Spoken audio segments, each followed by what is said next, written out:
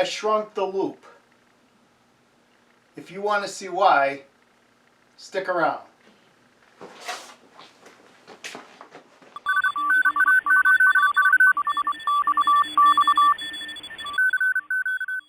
W1VLF. Hey everybody, my name is Paul, W1VLF, and welcome back to the lab.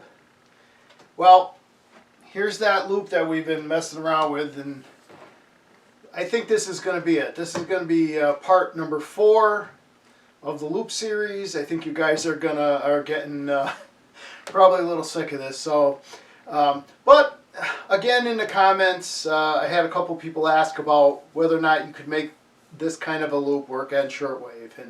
And many years ago, when I was building loops sort of semi-commercially and selling them, I did make a number of them. Not physically as big as this, but still, and different formats, okay, spiderweb type, or cobweb, spiderweb type, you know, diamonds, rectangles, whatever people wanted at the time, and most of them were made from wood. This, of course, is not something that you would sell to somebody. This is your experimental platform. So how did I figure out how to get this to work on shortwave? Well, I cut some of the PVC pipe off. Remember, this being the experimental system, you can make the lengths of these pipes as much as you want. And in this case, I cut off exactly 10 inches. Not 11 and not 9, but exactly 10. And the reason I did that is because this is my loop. And I can cut as much off of any leg that I want, or make them longer, or make it smaller. That's the platform that we're playing around with here. We could get about to 2 megahertz, not quite 2 megahertz on the loop before, but in this smaller configuration, we can go from about 700 kilohertz or so all the way up to 12.5 megahertz.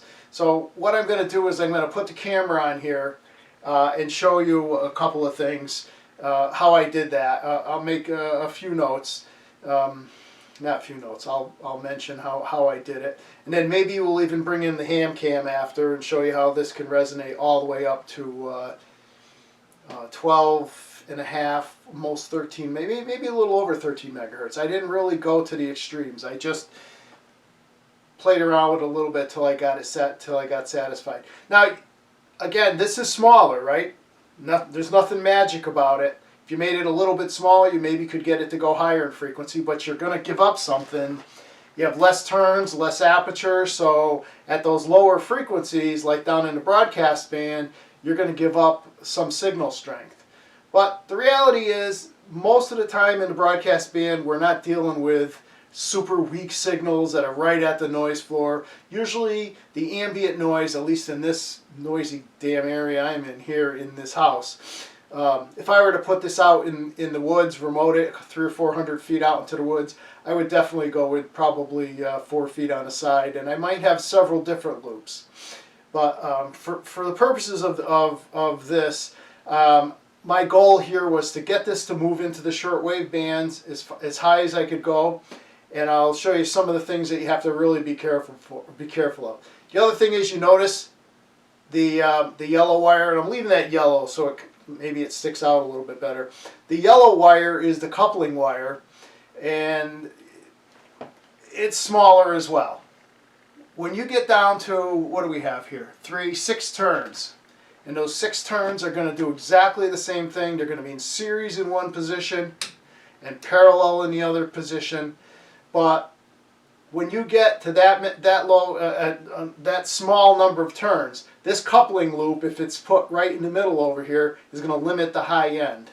So, tell you what, let me bring the camera over, kind of zoom in on this thing. Oh, and the other thing is, it's really portable as hell now, even with the leg extensions. This could easily go on a desktop somewhere, and you know, it's much easier to handle. So let me zoom in on this. I'm going to set up a what is it? The FRG 7700 Yaesu, and we'll tune around the bands a little bit. Again, you'll hear it peak up, but it might just be noise, but there's quite a few shortwave stations on that I heard earlier. So let's do that. I'll be back in a couple minutes after I set up.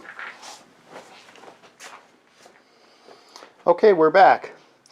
So the first thing you're going to notice is, or the first thing I'm going to show you is, that I've mounted a BNC connector here, and if you follow it up, that's for the coupling loop.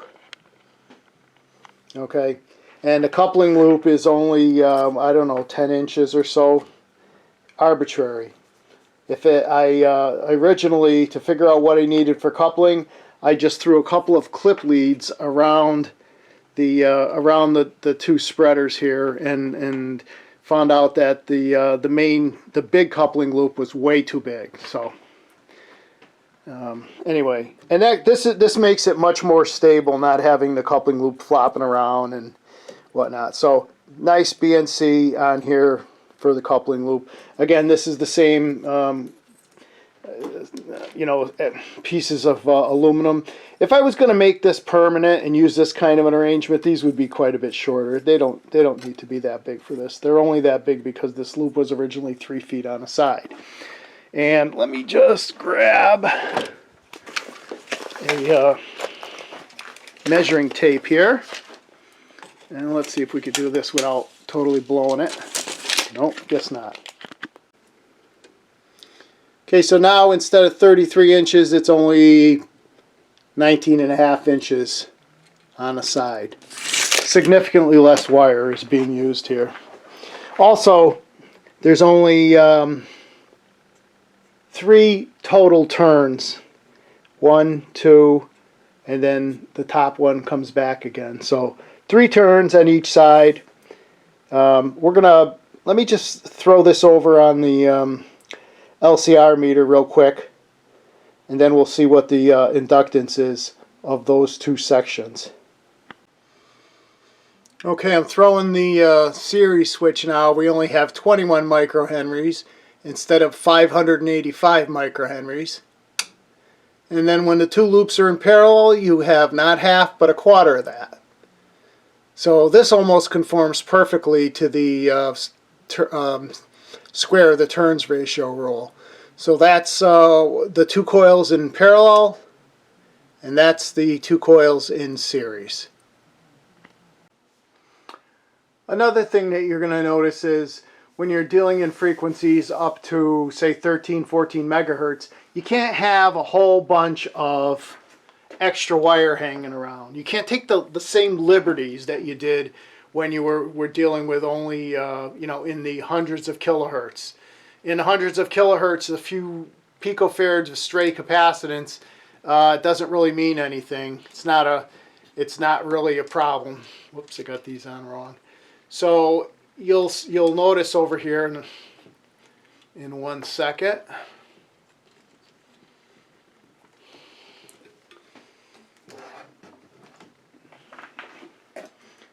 That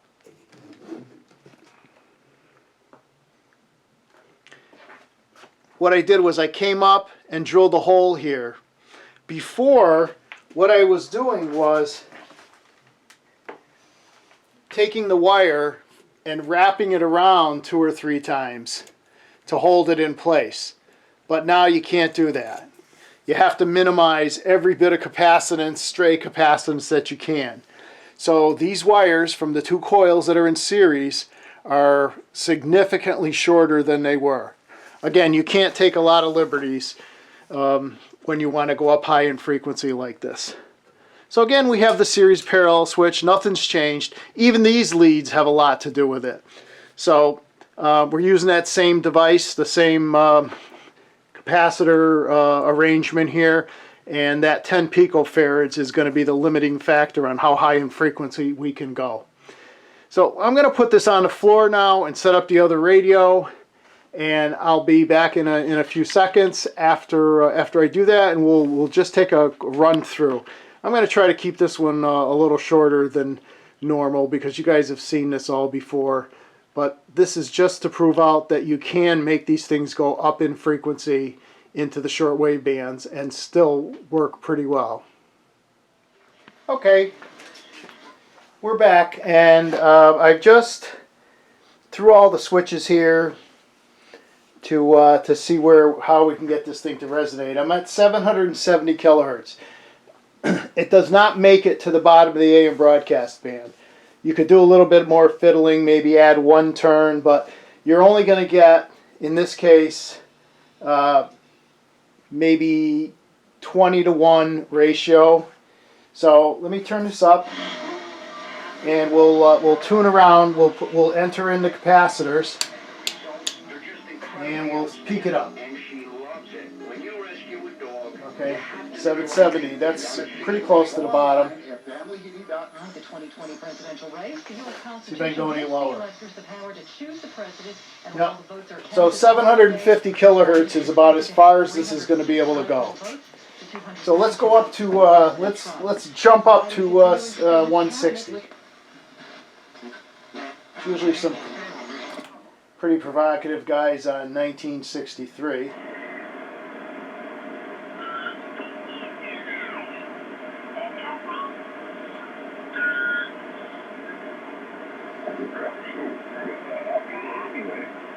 Kind of weak. So let's dump out some of this extra capacitance here.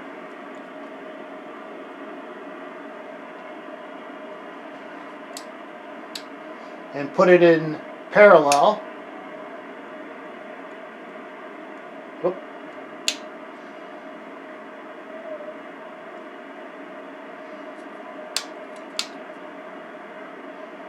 Okay, something's not right.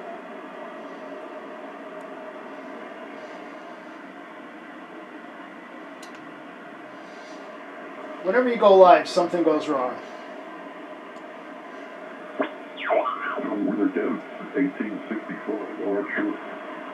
Okay, it's very, very sharp here. That's what it is. The fuel point,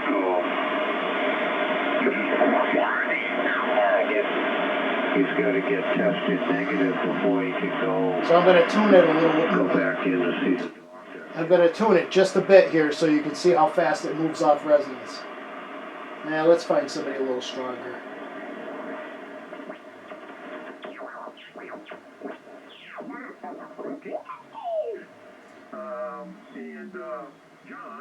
Okay, I'm off resonance. There, now I'm on resonance. And I'm going to go off resonance again. Almost completely gone. Let's make the next jump up to 75 meters. Okay, I don't hear much. Then again, we're not resonated here, so I don't hear anything. So let's start tuning.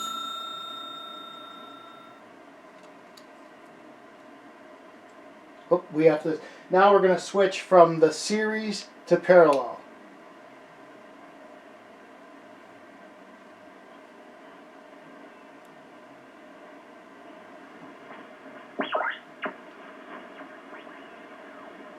Let's find somebody to tune into.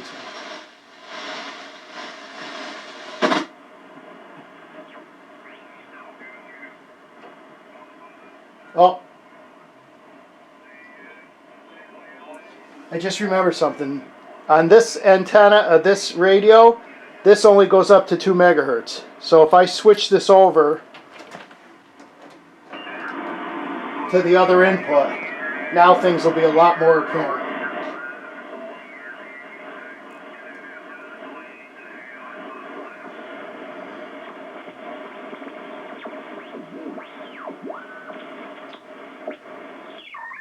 Ooh. There's some stuff out of band. Okay, there it's in resonance, and there it's out. You can see it peak up. That's like 20 over on that little, that tiny loop.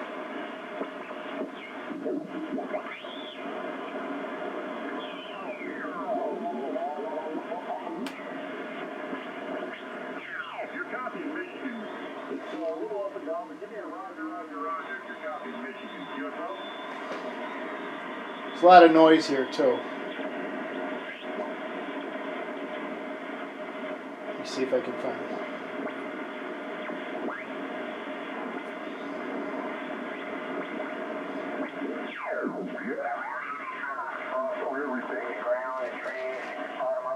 Okay, that's off resonance. There it's on resonance. So let's jump up to let's go to 6 megahertz or 5 because there's some pretty good shortwave stations in there. Go back to AM.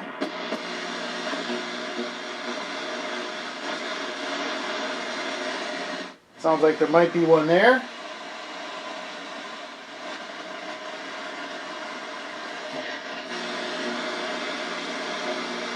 Wrong end of the band.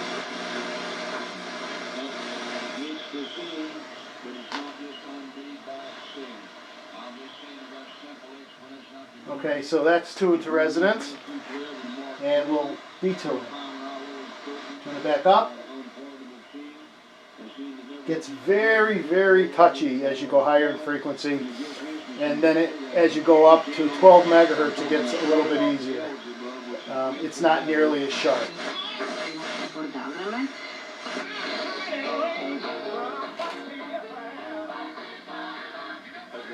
So every 20 or so kilohertz you should retune.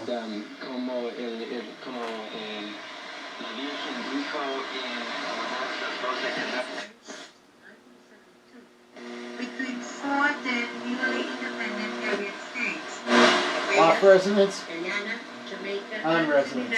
Well, let's try WWVB at 5 megahertz.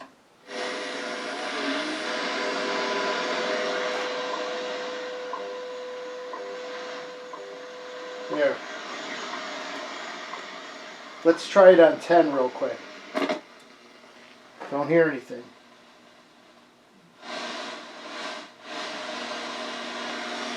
No. Oh, 11.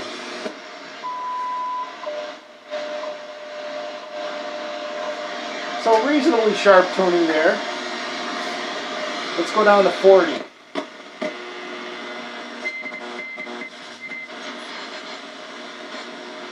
Oh.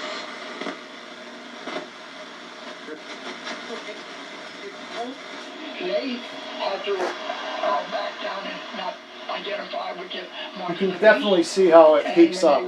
And I'm not aiming this antenna. It's just pointing, right now it's pointing east and west. Probably the worst directions for these lower frequencies right now. But that's how I happen to have the camera set up, so that's the way it's going to be. Let's go down and see if there's any hands.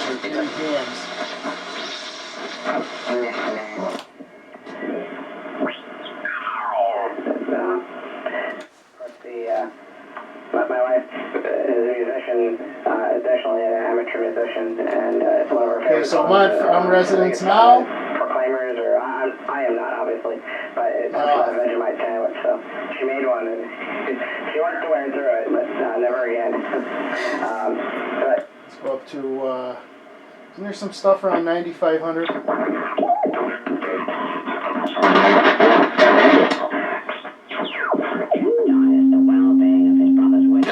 And that's why Yard dealt with it so harshly. Some religions believe that birth control is a sin because they believe it takes a human life. But see how that biblically keeps and up? I'm going to go off resonance this again. isn't true. An Actually, it's unfertilized probably egg easier is not just a to switch a viable switch. organism. So no, there's nothing in Scripture that says a couple Poetry seduced by, a sensualism on a grand scale. It's coming to an end. The end of all things is at hand. And then shall the Really end. see it too.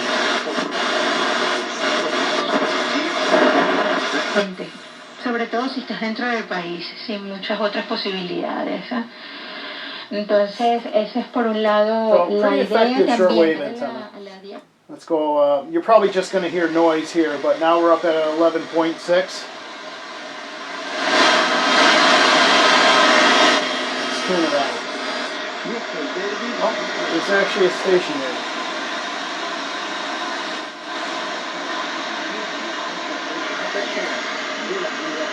Okay.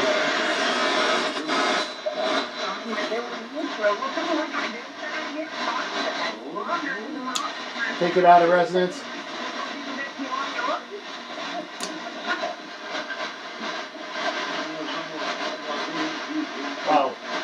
looks like some auroral flutter. And now we got to go up to 12.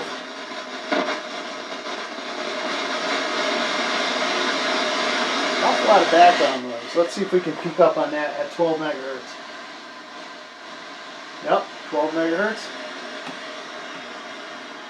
12.5. Yep. Go up to 13.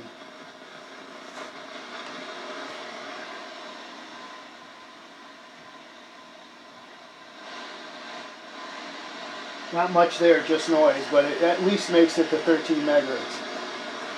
Let's try 13.4. Yep, 13.4, it peaks up. Maybe 13.5 is about the end of it. Yep, that's it. 13.4 or so. That's the end of it. Alright, anyway, like I said, just a real short one here to show you that by changing the size of the loop, which of course this is a experimental system. You can do that anytime you want. Kind of review here a little bit. Wires as short as possible. Series and parallel on the loops. Look at that, I banged into it before and I messed it up. And about 3 turns per side. If you were to make it smaller, you could make it go higher in frequency. I made a very small one that went all the way up to 30 megahertz. The problem was, though, that it didn't go all the way down to the broadcast band. So what did we get here? We went from 700 kilohertz up to 13.5. Call it 14. So it's like a 20-to-1 ratio with the 3 switching capacitors. Anyway, I hope somebody out there builds one of these things, or at least get some experience making loops. Here, let's see. It's only as high as my knee. Time to get some new shoes, I guess. Anyway, that's it from W1VLF here. If you enjoyed seeing this, which I can't find any reason why you would have, go back and look at part 3, part 2, and part 1, where we actually build this loop and come up with the baseline for all the rest of the testing that we did. 73, please subscribe if you enjoyed it. This is W1VLF in the lab, signing off.